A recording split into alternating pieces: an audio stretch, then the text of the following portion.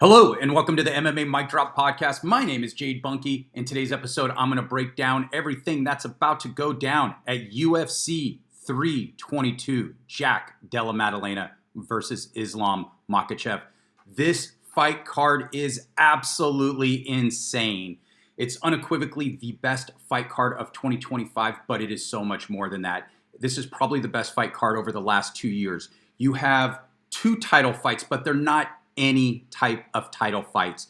They're both super fights. So you have two dominant champions who are moving up. You have a potential title eliminator in the feature bout. You have a former champ on the card. You have top prospects on the prelims. You have a couple undefeated prospects on the prelims. You have ranked fighters on the prelims, and every fighter on the main card is ranked. It really doesn't get better than this. So if I'm to grade it, I am going to grade this an A+, and this is the first A+ I have ever given for a pay-per-view. So let's get right into it. I'm going to break down every single fight. I'm going to tell you who's going to win, how they're going to win. I'm going to give you the odds. I'm going to tell you who has the best nickname on the card, the worst nickname on the card, and I'm going to tell you who the most underrated fighter is on the card.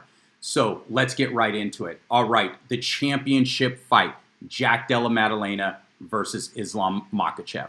Makhachev relinquished his belt at lightweight to move up to welterweight. He is attempting to become the welterweight champion. He is 27-1. Jack Della Maddalena is 18-2. Islam Makhachev has not lost in a decade, but neither has Jack Della Maddalena. I think more specifically, it's about 9 years since Jack Della Maddalena's loss, and his last loss was when he was a teenager. In fact, his only two losses were when he was a teenager. He is, like I said, 18-2. He lost his first two fights, and then he's won every fight since then. So he is on an 18-fight winning streak. He does have some power. He's finished 14 of his 18 wins. I think 12 of those were by knockout or TKO. He is a boxer. He throws really straight strikes. He has good takedown defense. And he's going to need it against Islam Makhachev because we know exactly what we're going to get with Islam Makhachev. He is a grappler. He's a Dagestani grappler, to be more specific. He is somebody who has that top-heavy grappling. He's able to control you on the ground. He's position over submission to an extent, because once he sees an opportunity for a sub, he jumps on it.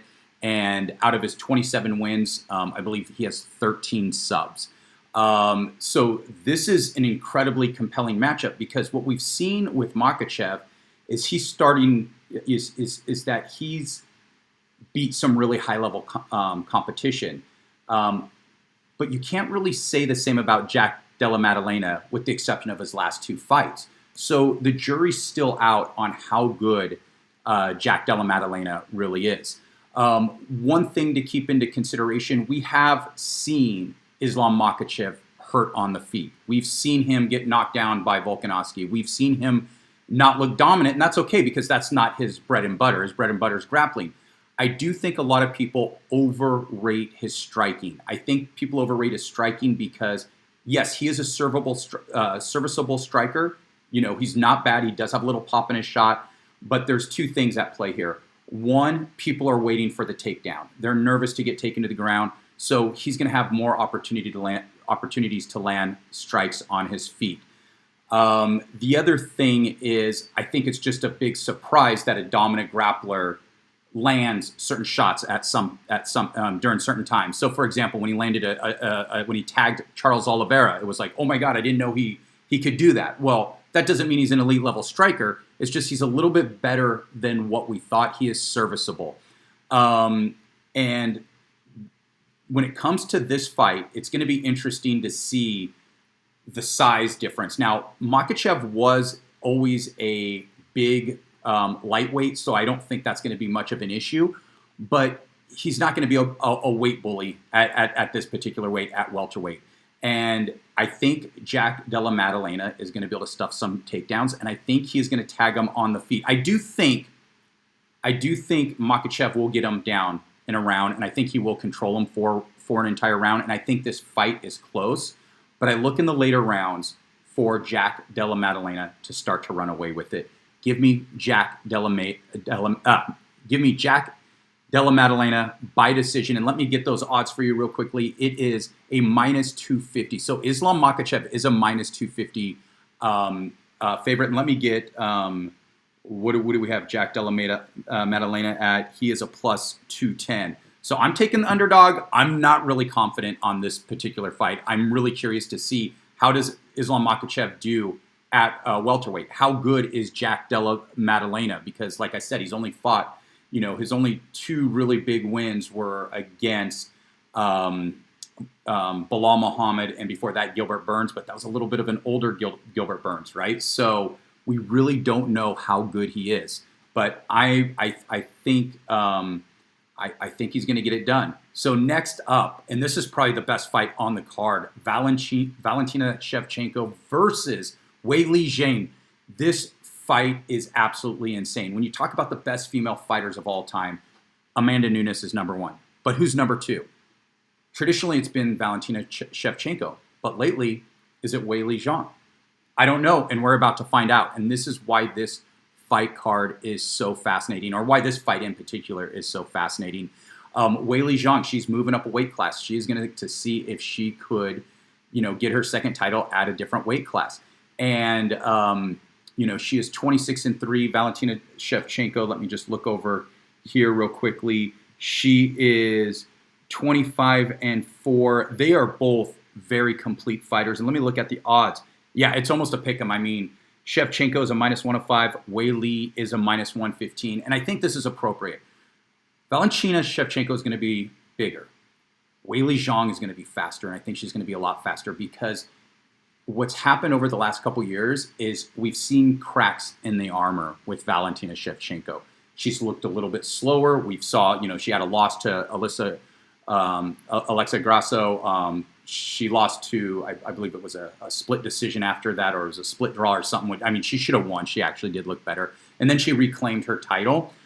But over the last couple years, she has looked slower, and she's 37 years old. Now, when I was looking at this fight, I'm saying, okay, well, Weili is a lot younger, and I realized she's 36 years old. I had no idea she was that old. I thought she was like, 32, 33, because she looks as quick as ever. She has not dropped off at all.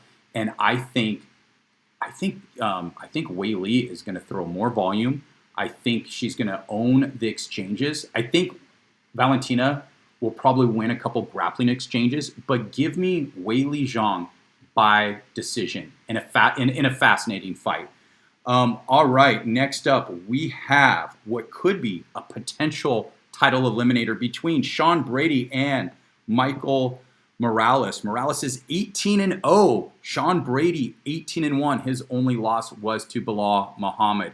And I'll be honest, when I first started to watch Sean Brady, he was dominating, I think, lesser opponents, and I didn't think he was that good. I thought he was just a little bit overhyped. I think I'm wrong about that. He is as good as advertised. He is an exceptional grappler. He's absolutely smothering. If he gets you to the ground, that's going to be a problem. And it's going to be interesting against Michael Morales because Michael Morales is really light on his feet. He's really athletic. He likes to bounce around. He has some good kicks, throws some good strikes.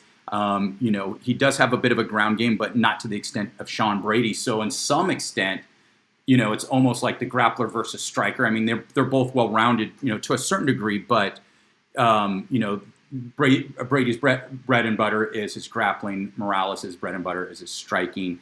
And this is going to be interesting to see. And let me look at the odds.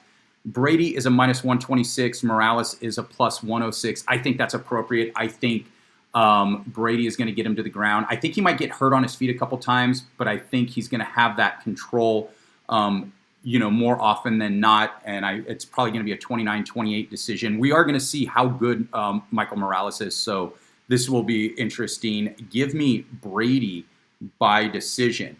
Well, so far I'm looking at a bunch of decisions, but that's going to change pretty quickly because we have Carlos Prates versus Leon Edwards. Prates, a minus 190, a favorite. Leon Edwards plus 165. And let me just take a look at this. Yeah, Leon Edwards, he's 22-5. Carlos Prates, he's 22-7. Prates coming off that spectacular finish. Most recently called out Leon Edwards, and this is an appropriate call out. And I think Leon Edwards, he has the name value, but I don't think he's as good as he was. It looks like he started to fall off, particularly in that fight against Colby Covington. He just didn't look as good as he used to, and he's always vulnerable. He always gets tagged, it seems like, in some, in a fight at some point. We saw that against Diaz, where, he got tagged late, where, he may be winning, he may be dominating, but then he's always vulnerable to getting tagged. But now I think he's more vulnerable throughout the entire fight. And let me just check his age. I mean, he's 34. He's dropped off quite a bit. He's a really good striker. He's a good wrestler. He is very well-rounded. But I think his time has come and gone. And despite being the better wrestler, Carlos Prates is not the guy against whom you want to have lapses, right?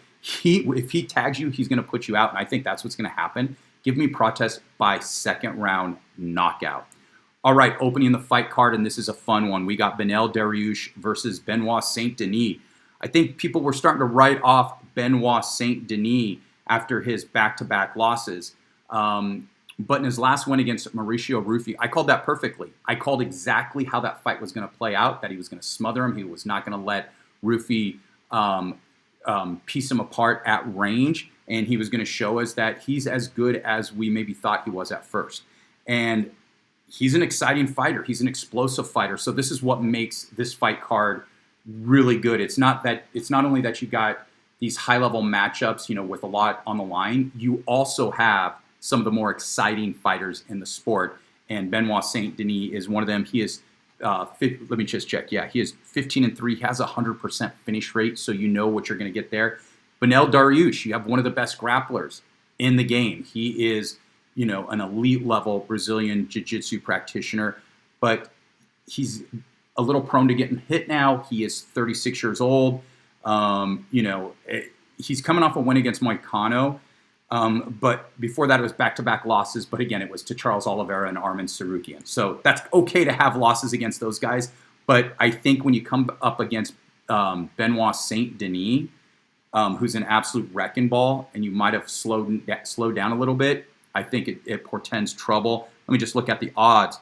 Yeah, Benoit Saint-Denis is a minus 200 favorite. Dariush is a plus 170 underdog. And give me Benoit Saint-Denis by second round TKO. Now, if this goes late into the second round, start to see if Benoit Saint-Denis starts to fade. He has always had problems with cardio, and that's something to watch if Beneil Dariush could weather the storm, but I don't think he is. I mean, actually, let me change this. I think Benoit Saint-Denis is going to get him out in the first round. Give me Benoit Saint-Denis by first round TKO. All right. The featured prelim, and this is a good one. It is Bo Nickel versus Rodolfo Vieira. He is 11-3. Bo Nickel, he is 7-1. We all know Bo Nickel. He is the best wrestler in the UFC, and he tends to remind you about that quite a bit. He is a 3-time NCAA champion, and he is at the elite of the elite when it comes to wrestling. He has some power too. We've seen him put people out. It looks like his jiu-jitsu game is advancing as well, but he was a big disappointment against D. Ritter, and that was kind of a shock. It kind of sunk his stock, and I'm glad this is a prelim fight as opposed to a main card fight. One of the problems with Bo Nickel is that he was, UFC 300. He was put on the main card. And what that did is it made the the MMA community not like him. So from a marketing perspective, I thought that was problematic.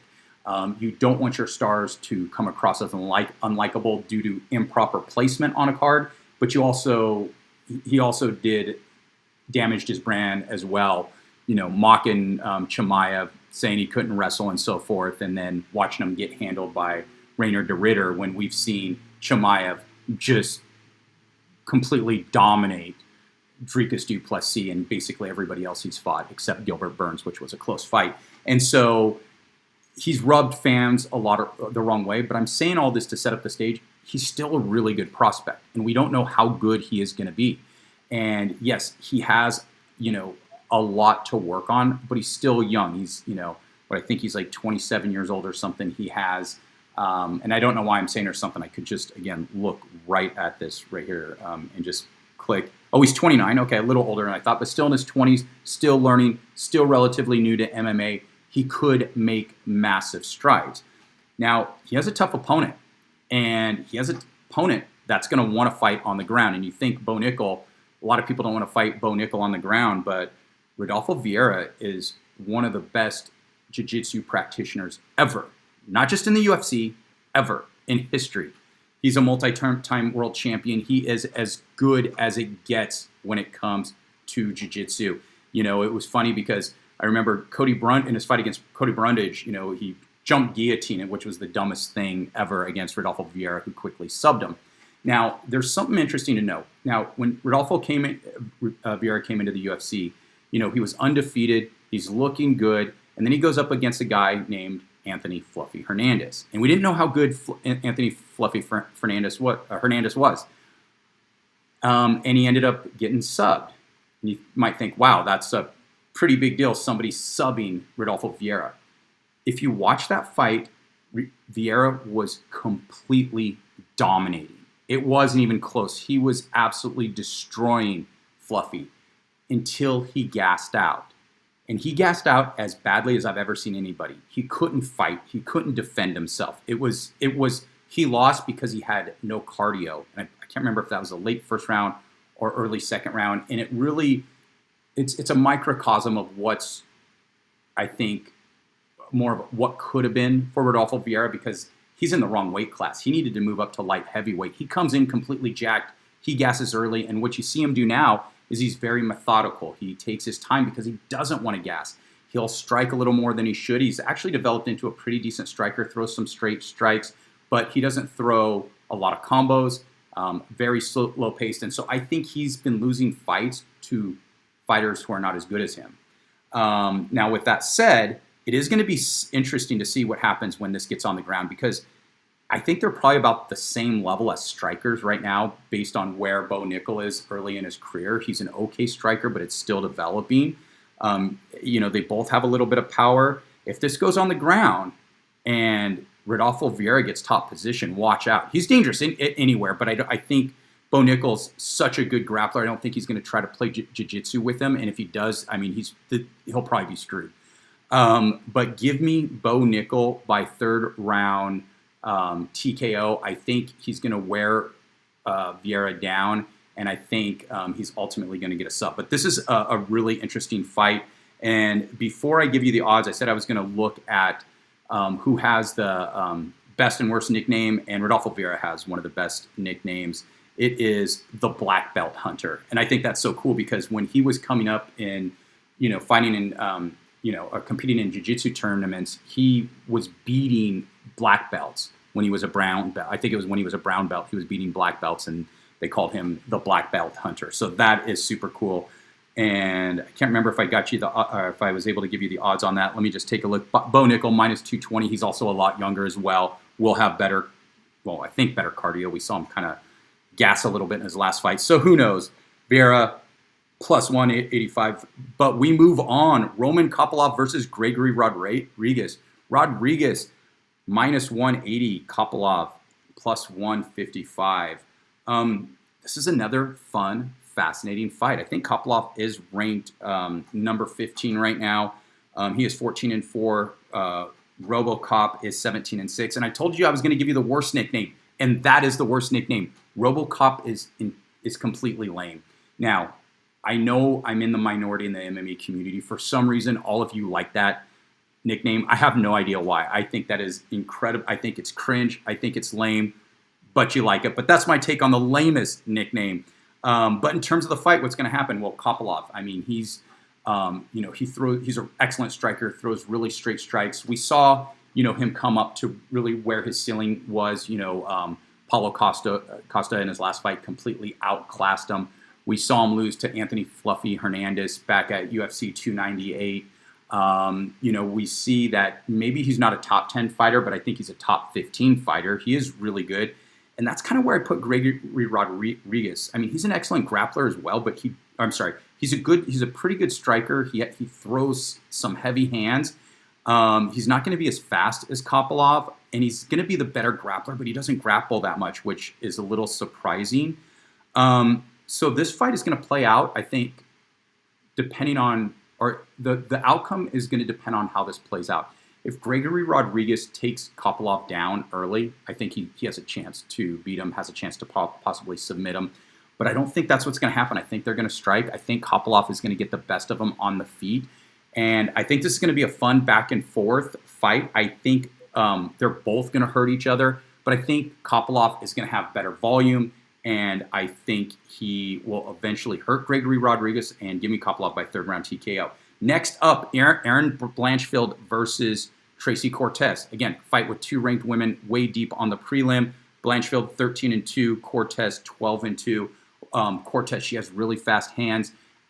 She's a pretty good striker. She's pretty fun to watch, but she doesn't have a lot of power. Erin Blanchfield, she's going to want to grapple with you more. She has more finishing potential. And they fought before. Cortez won that fight via split decision. A lot of people, our friend Keith Schilling over at SureDog, is convinced that Erin Blanchfield should have never lost that fight. That's kind of interesting because, it kind of makes sense because she is a minus 165 favorite. Tracy Cortez plus 145. And I agree with these odds. I think Blanchfield, she's legit, even though she has, now, a second loss on her record. And it was against Menno Ferro. I think she's still getting better, and I think she has the potential to be a champ. And I think she's going to beat Tracy Cortez. Give me Blanchfield by third round TKO. Now I talked about up and comers on this fight card. We have Malcolm Wellmaker versus Cody Hayden. Wellmaker's 10-0, Hayden 8-1, and Wellmaker has looked incredible. I mean. Let me just double check. Yeah, they were both. His first two fights were 2 first-round finishes. Granted, the last one is against Chris Matino. Matino's not really a UFC level fighter, but Cameron Saman is, and he finished him pretty quickly. Let's see what his finishing rate. He has 8 finishes out of his 10 fights, and when you're looking at bantamweight, that tells you what you need to know. He has good power. He looks like one of the brightest stars, up-and-comers in the UFC, but he has a tough test ahead of him. Cody Hayden is good. I mean, he's 8-1. And let me just go back. His only loss was back in 2021 before he was in the UFC to Steve Ursek, a UFC fighter who fought for the title. And it was a decision loss. That's his only loss on the regional scene. And he's a finisher too. He's finished 7 out of his 8 wins. So this is a good one. And this is a close one. Let me see what the odds say. Let me just double check. I remember I checked this the other day, but I forgot. The site I'm looking at does not have odds on that. I think Wellmaker will probably be a favorite, and I do think he's going to get it done. I think this is going to be a war, though. I don't think he's going to get a... Well, actually, given the finishing rate, I'm kind of going back and forth. No, I think this is going to be a war. Give me Wellmaker by decision, but I think he is the best prospect on this fight card. I think he has the more upside. I think he has more upside than Bo Nickel, and I think, yeah, this guy's legit. And then when you keep looking at this fight card, it just keeps getting better and better. Because when you look at the most underrated fighter on the card, and this is one of the most underrated fighters in the UFC, I think it's Pat Sabatini, and he's going against Jose Mariscal. So Sabatini, he's 20-5. He is a grappler. He's an exceptional grappler. He's both good at wrestling. He has good jiu-jitsu skills as well. And it's interesting when you look at Marshall, because let me just bring up his record. He's on a crazy win streak. 1, 2, 3, 4, 5, 6, 7, 8. Okay, so 8. Solid win streak. He's undefeated in the UFC. And when you look at who he's fought on the regional scene, and this is what's interesting, because he has a loss to Steve Garcia. Look at what Steve Garcia has become in the UFC. He has a loss to Joe Anderson Brito on the regional scene. But look at some of his wins as well in the regional scene.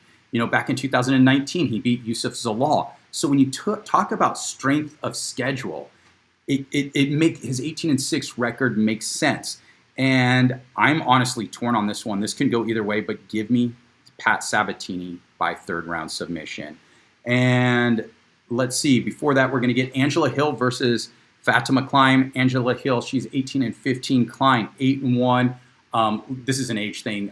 Angela Hill, she's 40 years old. She is slowing down, and the younger fighter is going to win. Give me Klein by decision. And let me see what the odds are on this one really quickly. Yeah, Klein is a minus 410. This is one of the only 2 filler fights on this card.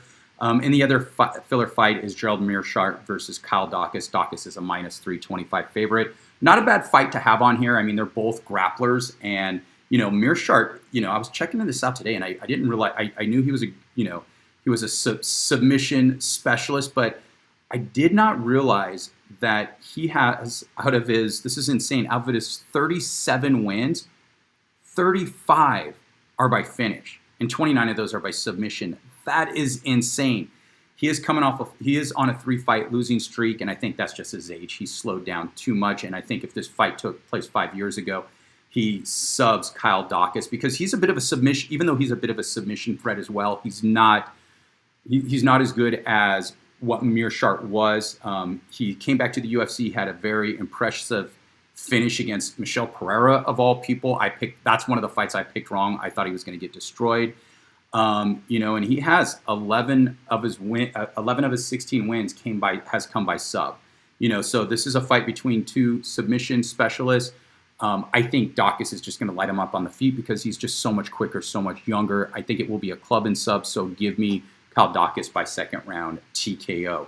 All right, before that, we have opening the card, Baysanger Serkayev, I cannot pronounce his name, against Islam Makhachev.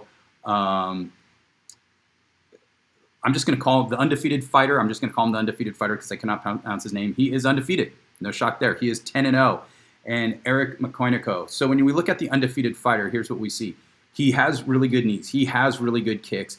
His striking is a little sloppy. He'll throw some looping punches, but he does have some power. Let me just check out how many finishes he has real quickly. Oh, he's only 24 years old. He's going to get a lot better. Yeah, he has a 90% finish rate. Hasn't fought the best competition yet, so we're going to see how good he is. Islam Makhachev, he is, 10-3. For some reason I said 10-1. He's 35 years old. He's coming off a split decision win against Cody Brundage. If you have a split decision win against Cody Brundage, that's not too good. Let me just check the odds. I know exactly where I'm going with this in terms of the pick. I don't see odds on that. Give me the undefeated fighter by 1st round TKO. And I didn't mention the odds for Pat Sabatini versus Jose Mariscal. It is Pat Sabatini is a minus 107. Mariscal is a minus 113. Those are appropriate odds. And that's all I have. I mean, this fight card is as good as it gets. Please tell me your picks down below. Don't forget to like and subscribe. Take a second to like this video. Very important. I appreciate it. Thank you so much.